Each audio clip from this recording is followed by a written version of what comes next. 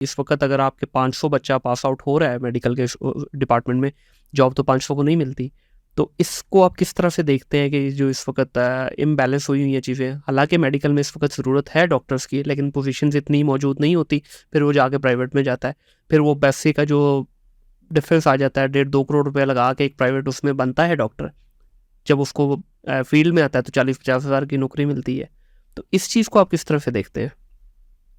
देखिए, जब आपके अंदर ने कोई हुनर दे दिया, कोई स्किल दे दी, तो इससे फ़र्क नहीं पड़ता। मैं आपको मिसाल देता हूँ। मैं बहुत सारे हमारे सरकारी इंस्टीट्यूशंस हैं, जिसमें किंग एडवर्ड में पढ़ाता भी जी। हूँ, और इस तरह कुछ प्राइवेट इंस्टीट्यूशंस हैं, उनसे भी हम जाके मिलते रहते हैं।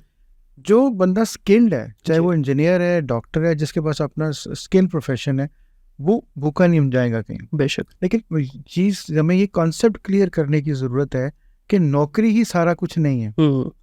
जब मेरी पब्लिक सर्विस कमीशन मैंने पास किया, तो हम लोग 6 एवरेज ये बनी कि 6 लोगों में से एक बंदा पास हुआ था जिसको सरकारी नौकरी मिली थी, उनमें से मैं भी शामिल था। सही। मेरे सारे दोस्त वो आए, बहुत सारे लोगों ने मुबारकें दी हमें। मेरा एक दोस्त आया, उसने मुझे कहा, यार मैं तेरे से इज़हार अफसोस करने आया। अच्छा। यार वो क्यों? कि यार बात ये है, अब तुझे नौकरी मिल गई है, अब तुमने यही रह जाना है। हाँ।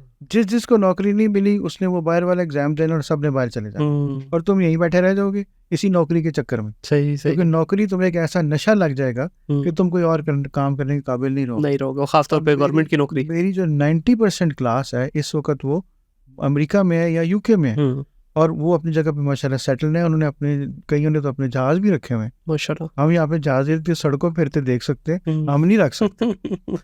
तो मकसद ये है कि हमें इस कॉन्सेप्ट को क्लियर करना है कि हमें हर चीज़ के बाद नौकरी नहीं चाहिए।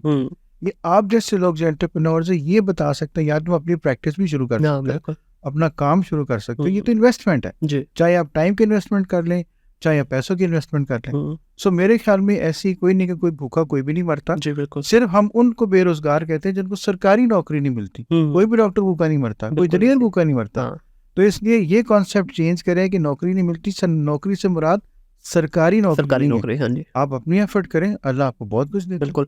अभी बल्कि एक कुछ अर्सा पहले से जो ना 5-7 साल में जो मुझे फील हुआ, मैं इसमें गलत भी हो सकता हूँ, आप करेक्ट कीजिएगा, एक पैसे की बहुत ज़्यादा भूख आ गई है इस डिपार्टमेंट में।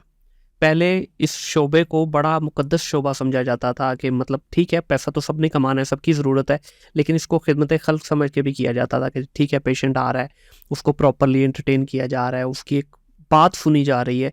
मैं अभी जो ऑफ कैमरा भी आपसे बात कर रहा था कि जो मुझे यहाँ पाकिस्तान में जो चीज़ की कमी महसूस होती है ना, डॉक्टर के पास आप जैसे ही जाते हैं तो आपकी बीमारी डबल हो जाती है।